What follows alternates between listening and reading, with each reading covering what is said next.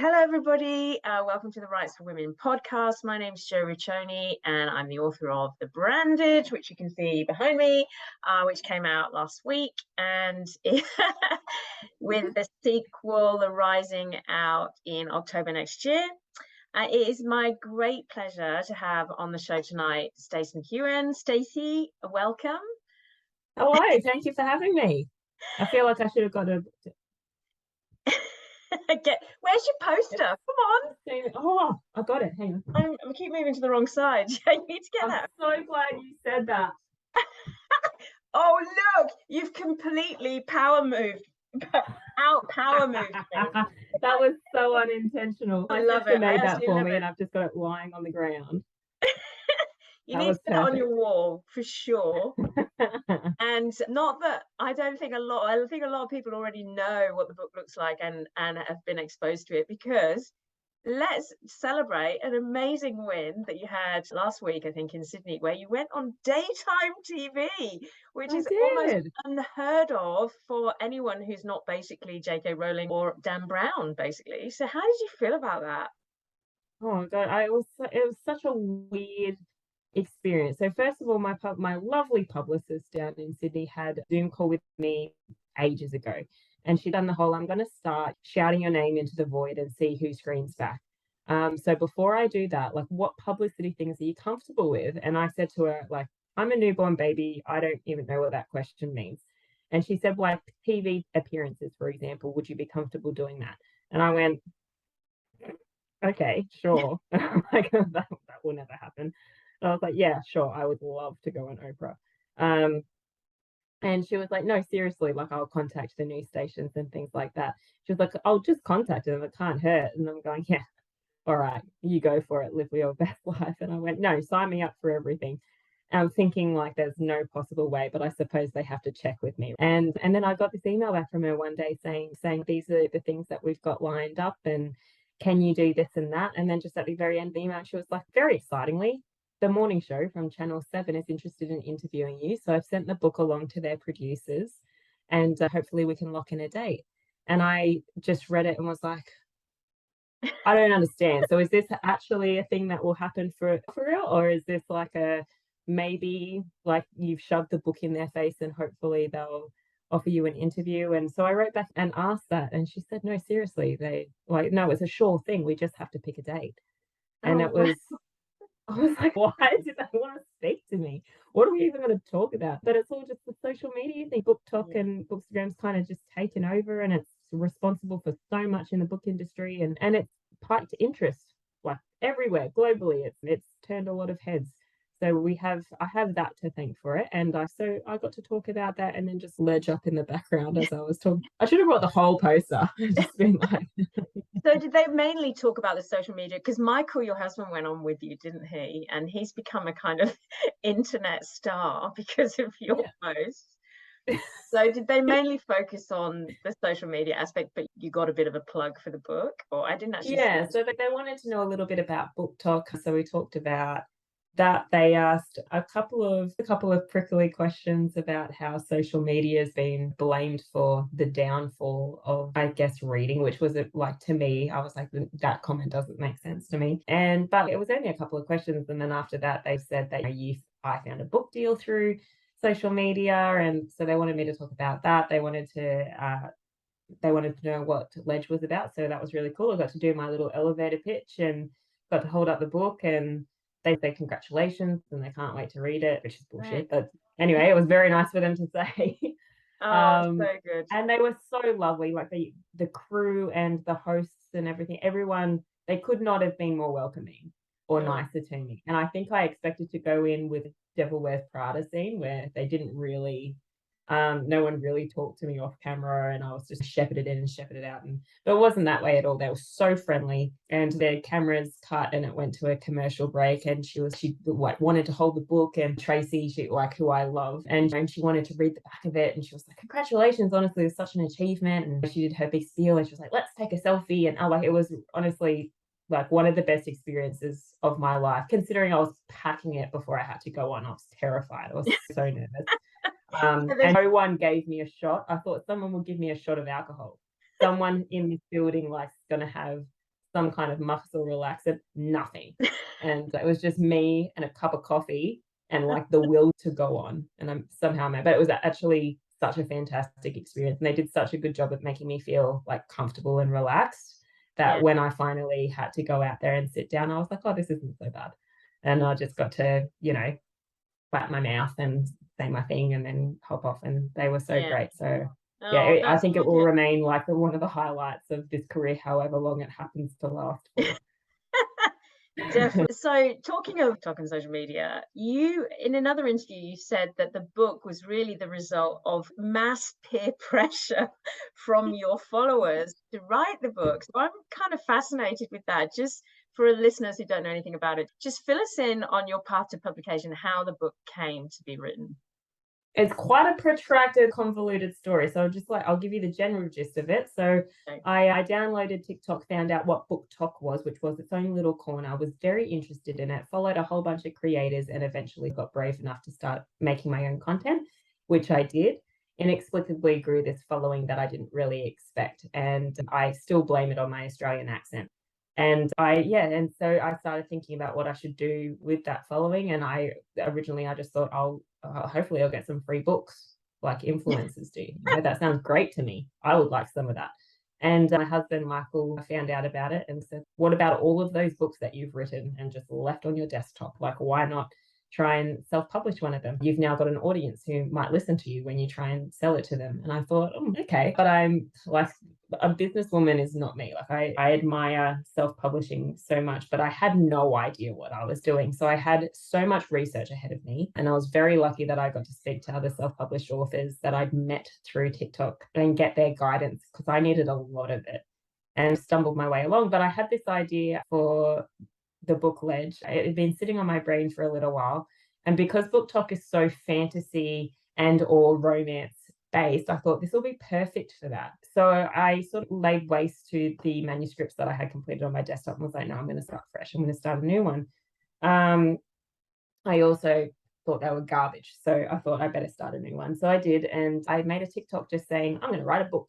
And it's going to be great. And it's not going to be crap. And it's going to have good tropes and not bad tropes. And other than that, I said nothing else. And people were in the comments were just so supportive. And it's my favorite part about that community is that there really is such a big group of people that are just so willing to jump on board and give you a shot and see if you can do it and see if they like your writing. And I love that about them, because it's not like there was anywhere on the internet that they could go to check if I could write. There was nothing for them to go and see if like my writing was going to be at all appealing to them.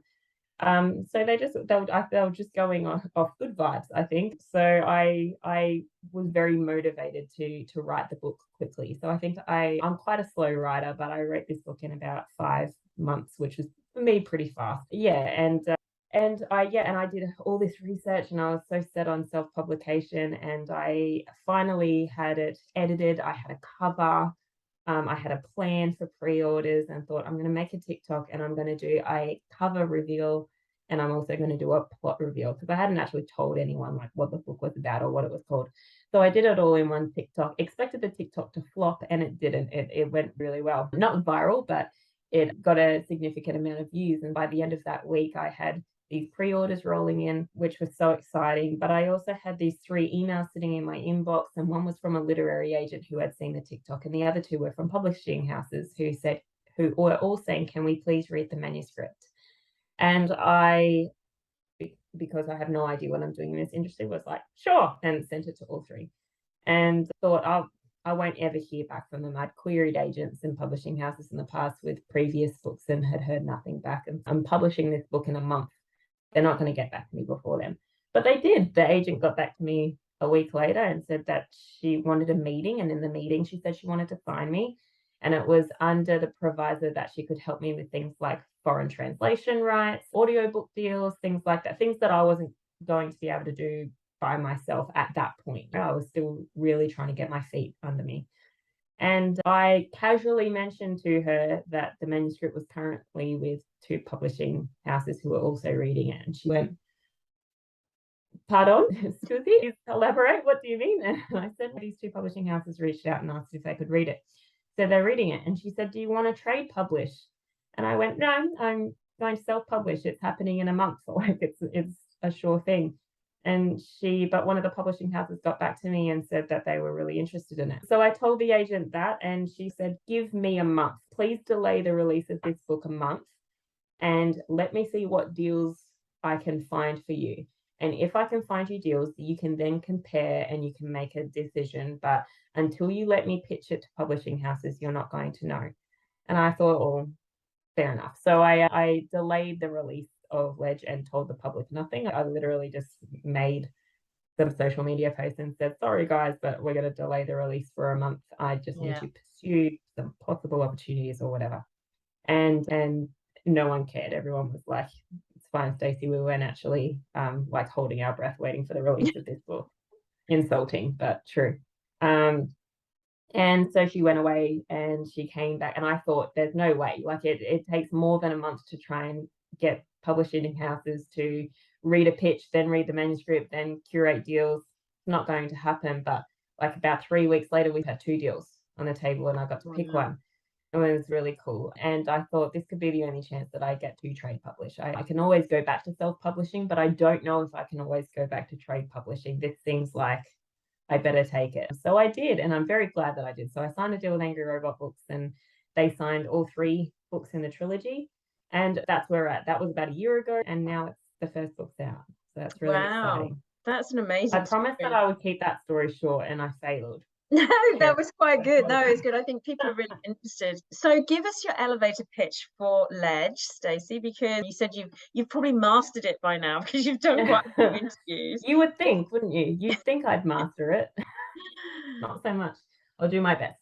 So Ledge is about a 24-year-old woman named Dawsyn who lives as the last remaining member on her family as a captive in a place called the Ledge, which is this icy, hostile mountain shelf where the people are as dangerous as the environment that they try and survive in. And on top of that, once every season, these winged mountain creatures named Glacians fly onto the Ledge, snatch up random human sacrifices, take those humans away, and they're never seen again. We don't know what happens to them, and our story takes off when Dawsyn is inevitably selected by a Glacian, taken away, and there she learns what the hell is going on and begins her bid for escape. Yeah, and it's great because you do get into the action really fast, which I love. The world building is incidental to the character building and the dialogue, which I think is perfect. So you get sucked into this book really quickly. Let's talk a little bit about Dawsyn because she's quite feisty, isn't she? And what I really liked about Dawsyn, actually, which I don't know whether anybody's told you this, not a lot of fantasy authors will allow their heroine to have casual, convenient sex before they meet their main character. And I'm not giving It's true. And I thought that was really refreshing because I've read a lot of fantasy, and you don't very often, they hold out for their main characters and the great romance. And I really loved that. So where did you get that idea from? What was it just yeah, you're right in that, like the female main character, they're always like portrayed as quite virgin, and I don't know what that's connected to. Religion, purity, maybe, I'm not sure.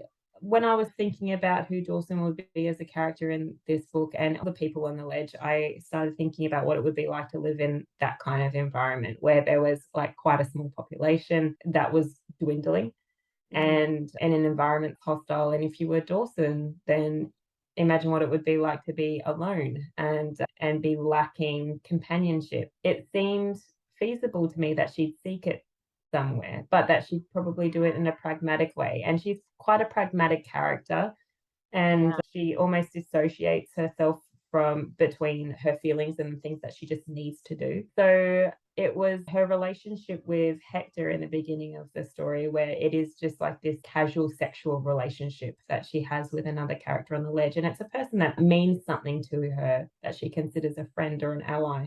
But there's no romance attached to that. It's purely companionship. Like, we're human beings, and I just think in a situation like that, I don't think a character would be considering marriage. So it made sense to me that a 24-year-old woman who was isolated from other people and who feared for her safety and found everyone else to be quite hostile, and it would make sense that she would probably seek out companionship from maybe the one person who she did trust and she did feel safe with. So that's how that relationship came about.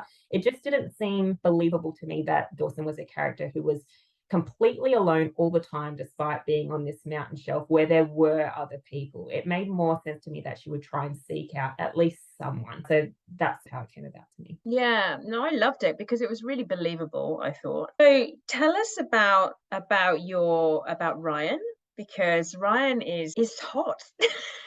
Very hot. He makes me very hot under the collar. But he's this winged creature, this Glacian. Why winged creatures? Where on earth did that come from?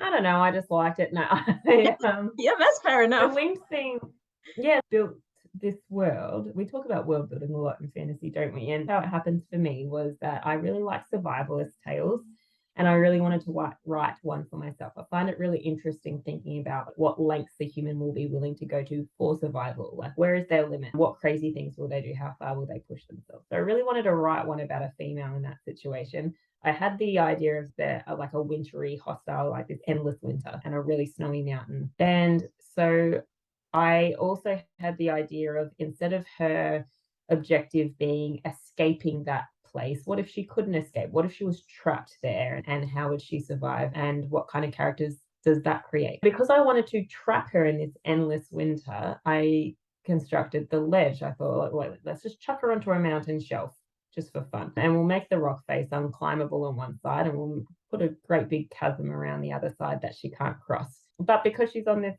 mountain ledge, I had to have a reason why she was there. So then I started thinking, how could a human possibly find themselves on this mountain shelf? So I thought about how maybe the humans could have originated in the valley, in a place that was like much more fertile, and it made sense for them to live. And if that was the case, how did they go from being in the valley to up on this mountain shelf? And I thought that maybe they could have been used as cattle, essentially, and herded there by a mythical creature or a fantasy creature. And I needed something that could fly to get over the chasm. So Yeah. hence Yeah. the Glacians, who have wings, and Ryan, the love interest, being one of them. So he just happens to have wings, and I don't mind it.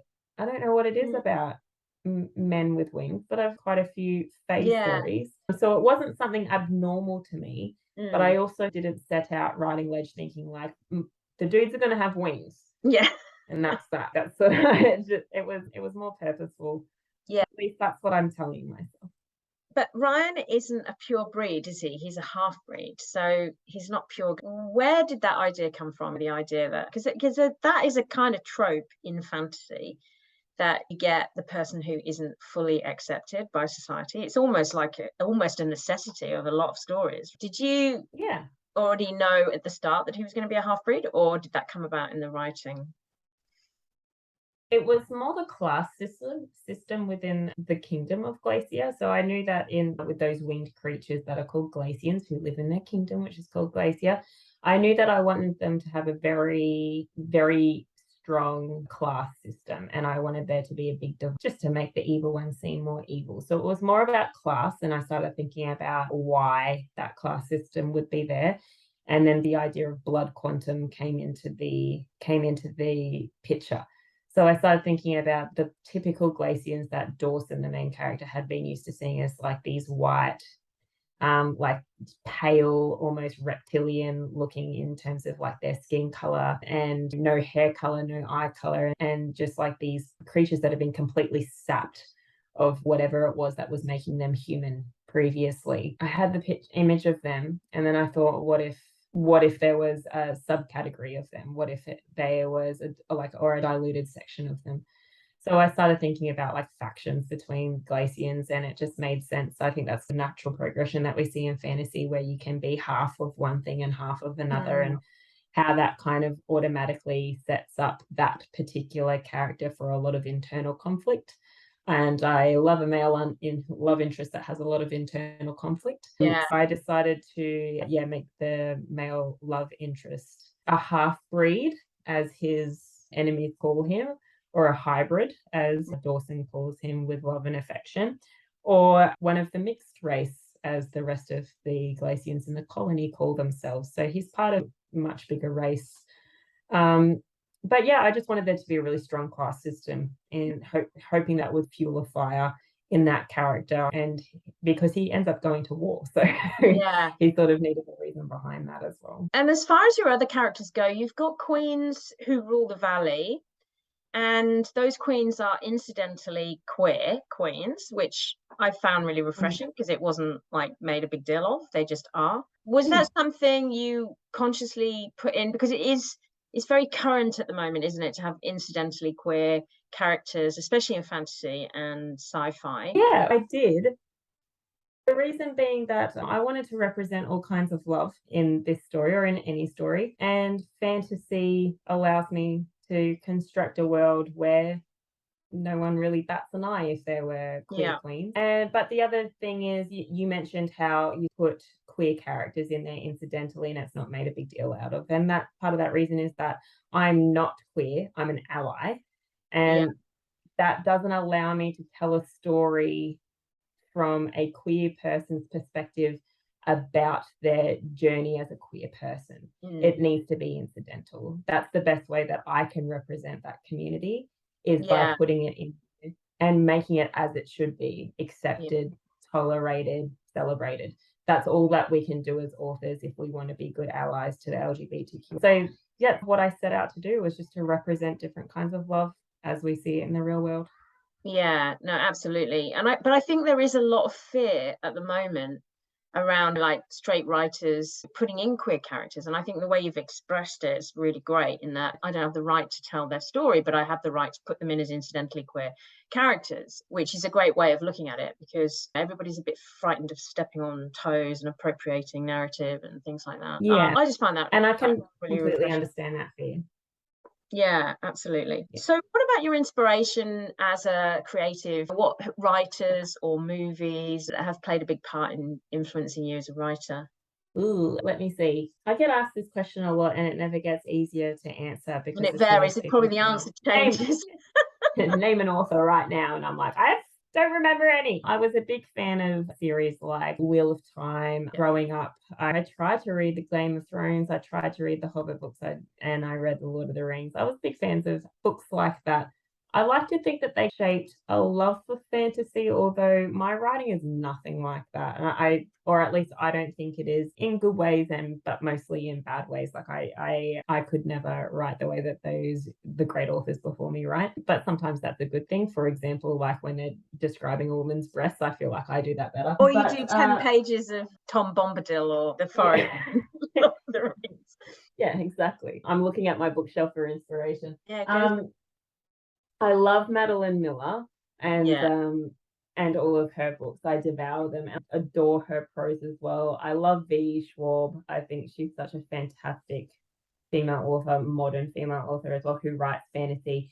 And I think those authors are more important to me. And as I found as I got older, I think when I started writing when I was around 18, I thought the most important thing that I could do was read fantasy written by people who lived not in this time or that were well advanced in their career. And I'm quickly learning that I actually relate much more to female authors who write fantasy or romance now and write it really well. V. Schwab and Madeline Miller have been huge inspiration for me. Renee Adair as well, who wrote The Wrath and the Dawn duology. I really love that duology. And oddly enough, I love Emma Donoghue, who does not write fantasy, but she's another one of my most favorite authors. And I love Hannah Witten and Kristen Hanna. Which is very confusing. But Kristen Hanna writes mostly historical fiction. I'm a huge historical fiction fan. I love historical fiction. And Hannah Witten wrote the For the Wolf. Yes, I've read that. For the Wolf and For the Throne. Yeah, and her second book's out. That's great to hear some of your influences, Stacey. So as far as your own books, though, you've made quite a big deal in your social media about tropes, good tropes and bad tropes. And have to say, some of your TikToks are hysterical. I absolutely love them.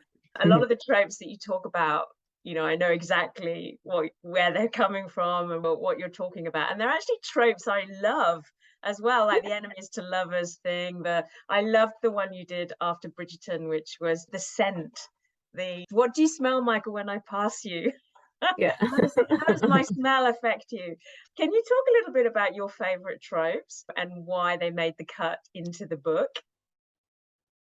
My favorite tropes didn't necessarily make it into the cut, but two of my favorite tropes are enemies to lovers, of course, and the little sub trope attached to that, which is the forced proximity trope. I love chucking two people that presumably hate each other and then making their pheromones run wild when you shove them really close together. That scene will never not be fun to write. It's always such a good one.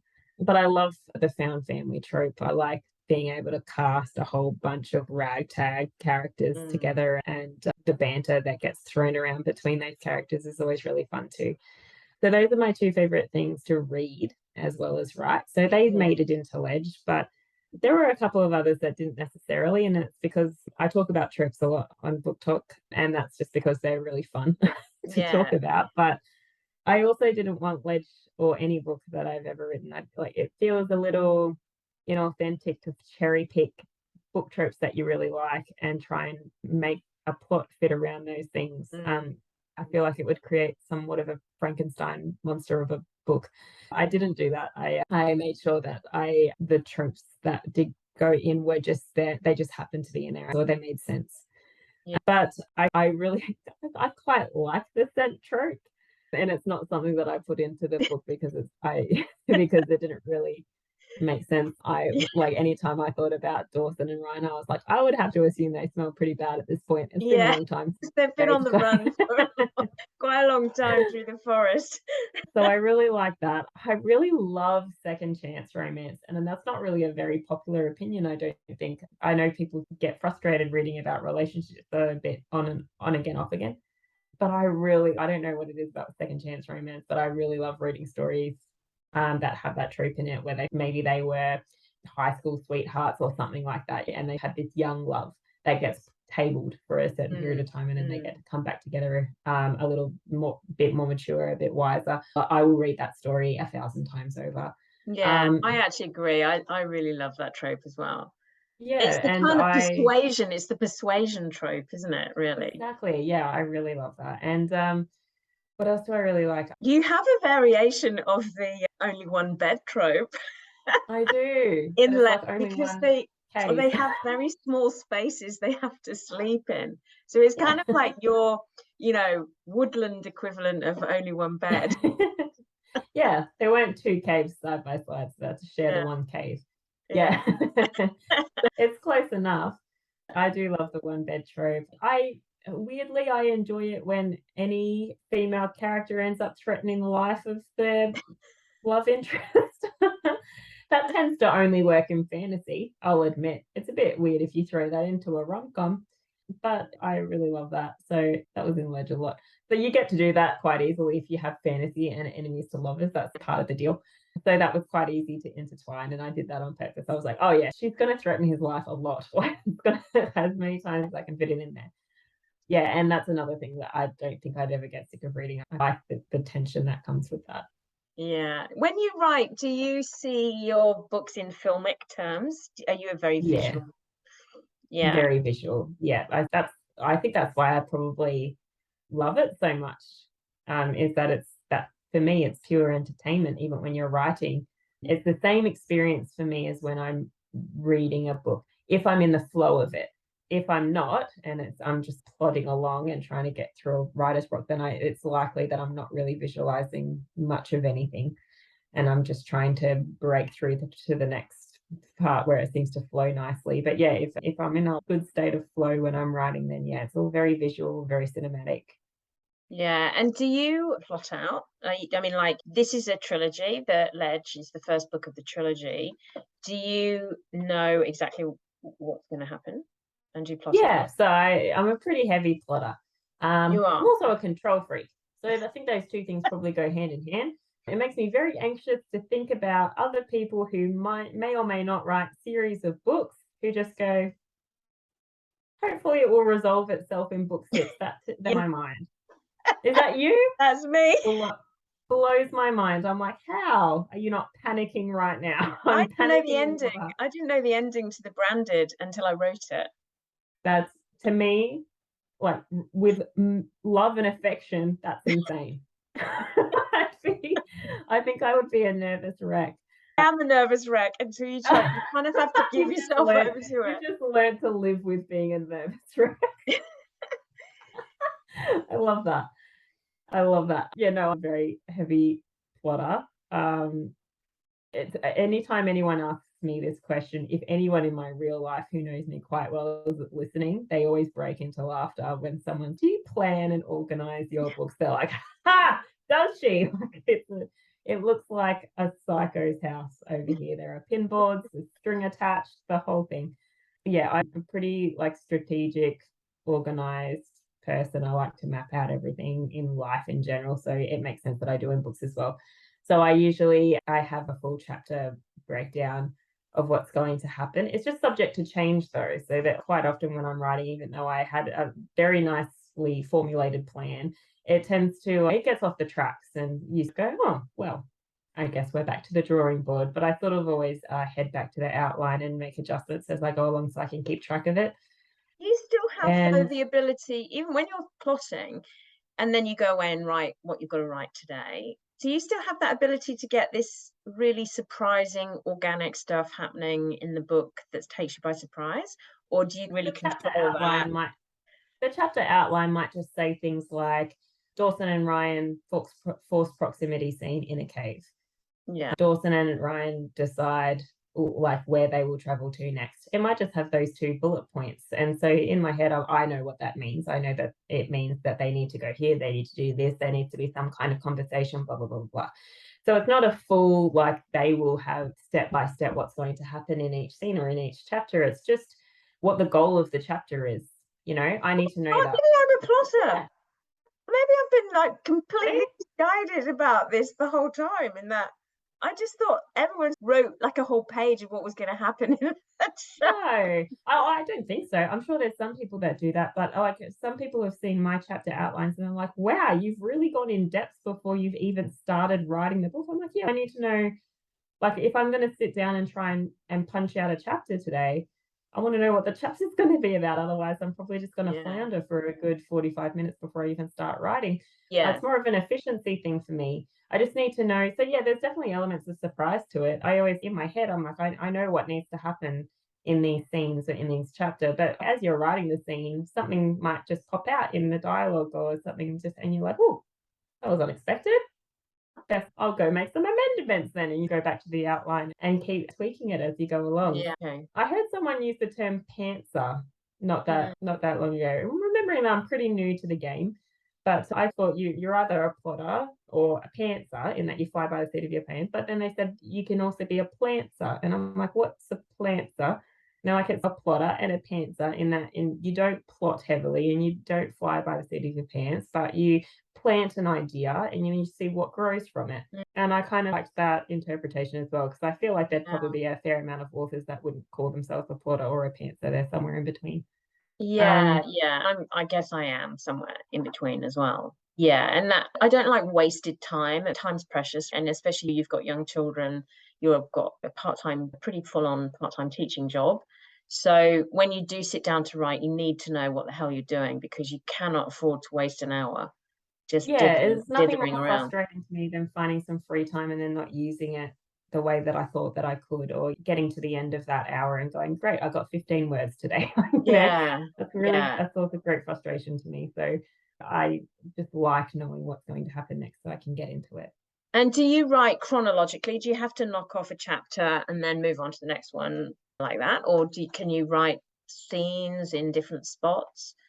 Every now and then, if I find myself in a writer's block, a tactic of getting myself out of that would be to write a scene that I've been really looking forward to, and it might not be in chronological order, or I might write the entire thing chronologically, but get to the end and realize there's a scene that I want to add or a scene that I need to add, and then you go back and add the scene. So in that sense, I guess that's not so much chronological. So tell me where you are at with the books, because those who've read Ledge are desperate for the next book, including myself.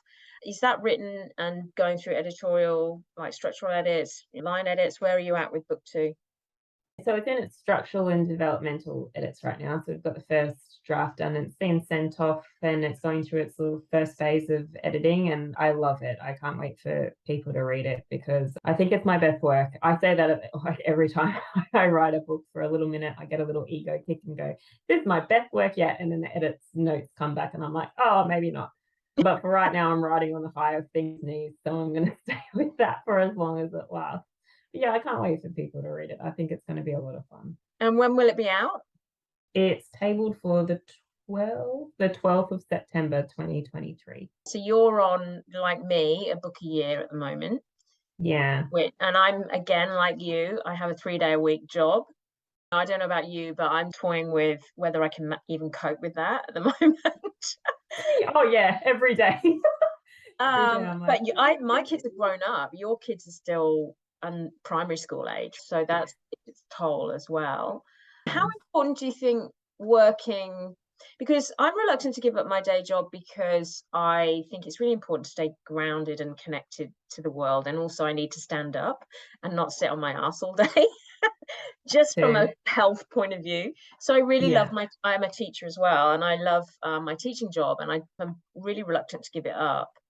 And it also provides me with some great material and connection to human beings. And yeah, how do you feel about would you like to give it up or? I've always said that, there's been so many points this year that I'm like, I'd love to drop it altogether. But I think that comes from a place of me being severely overwhelmed. When I Yeah, sit back and sort of have a little bit of distance from all the workload coming from every direction, and it all seems to pile up on you all at once, the report cards are due and parent teacher yeah, interviews are coming, and then, you've got edits due and they want publicity things, and it's, that's too much. mm, But when I get some distance of it and look back, I feel the same way. I would like to go from 3 days to 2 days. That'd be mm. great. Yeah, me too. Next year, my youngest gets to go to primary school. He hasn't started yet. So this year, when I've been at home, he's been at home with me. That's Oh been the other wow. challenging thing, is that he hasn't, on my days off, he's here. I've still got a little minion that Yeah. needs to be entertained and loved. But next year he'll be at school 5 days a week. So I'll have 2 days a week at home in a nice quiet house to myself. You I'm won't know hoping yourself. that, I won't know myself. So I'm hoping that next year will again be a little easier. This year's been a little easier than the year before. I'm hoping next year will be a little easier than this year.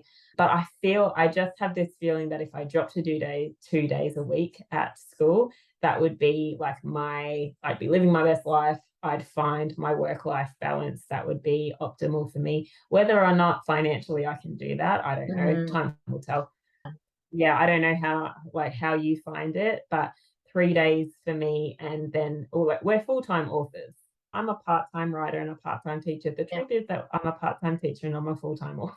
Yeah. I mean, I don't know about you, but I can't remember the last time I had a full weekend off because I'm always doing something either with edits or publicity or interviews Zoom, or yeah, just the meetings and the correspondence involved in it, the publicity, the social media needs to be kept up with, yeah. all the things. There's so much that goes on behind scenes, and that's not even beginning to talk about actually writing a book. That's just all the background noise. Yeah, Yeah. there are so many other things that go into it. I agree. That's a full weekend. I don't know her. It's been a long Yeah. time.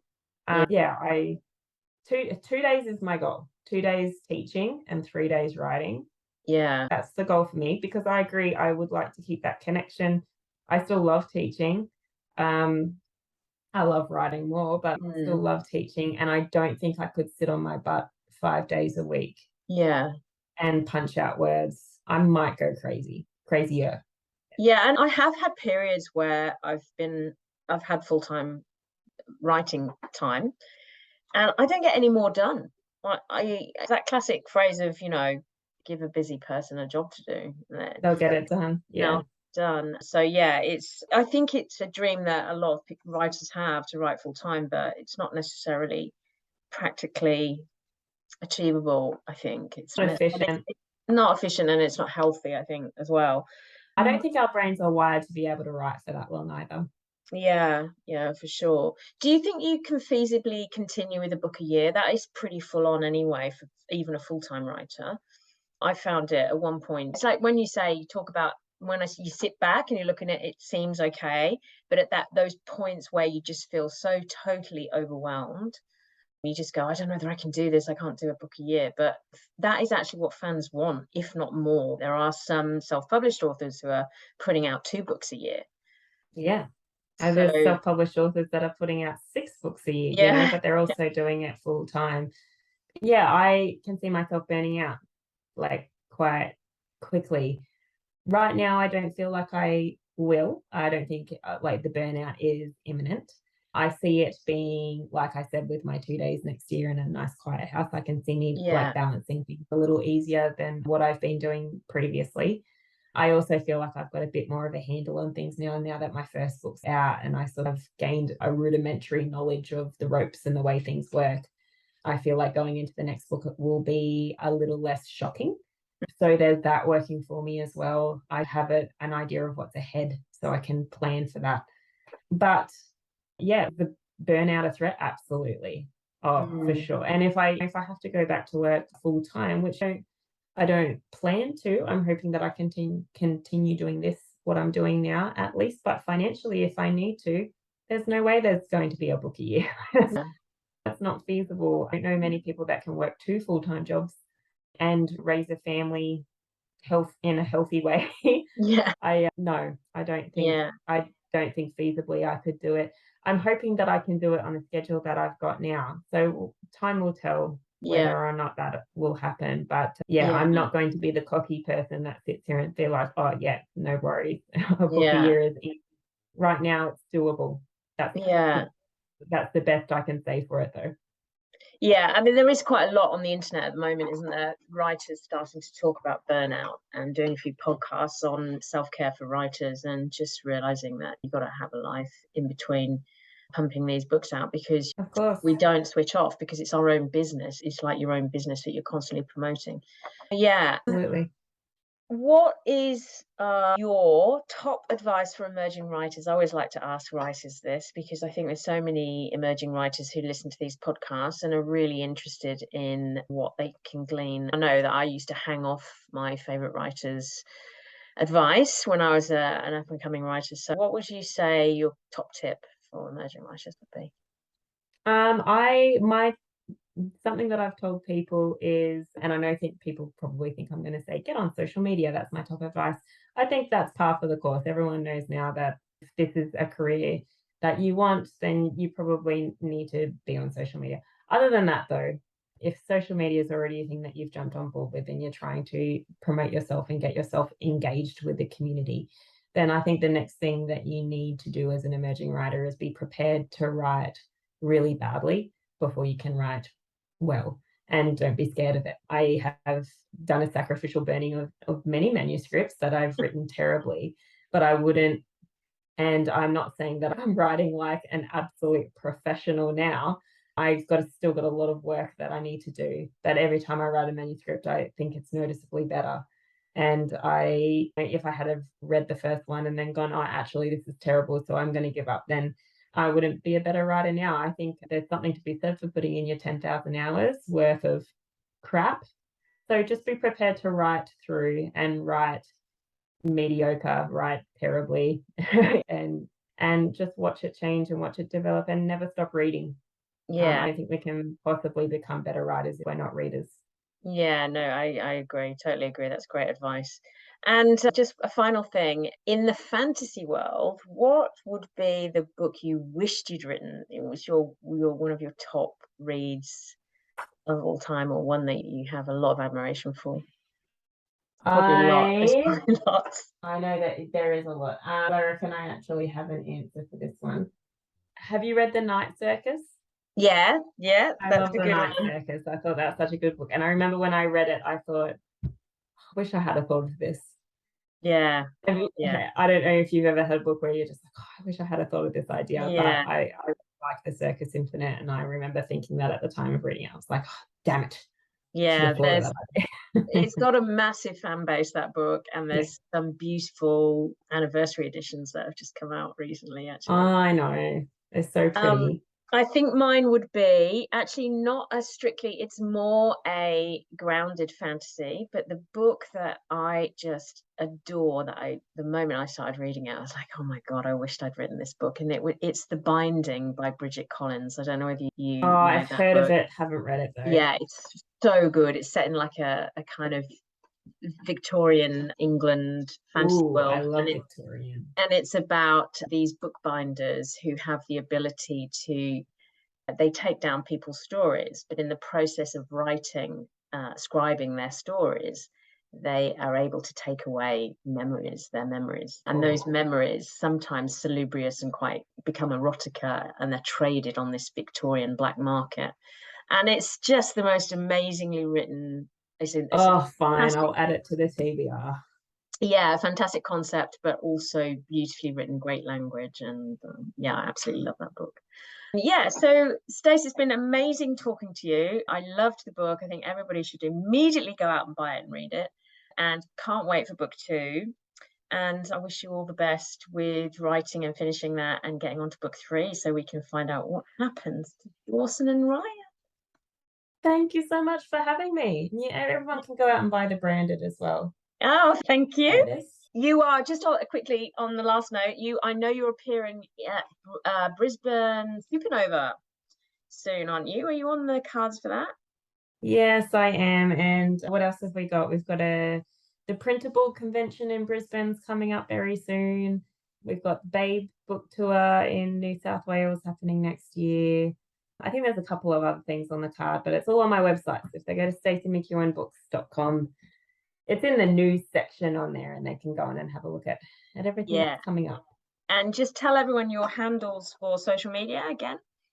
Yeah, it's Stace Book Space, or at Stace Book Space on Instagram and on TikTok. Brilliant. All right, Stace, we'll look forward to hearing from you again, and hopefully you'll come back on the show and tell us about the book 2. Thanks, Jo. Thanks for having me. You're very welcome.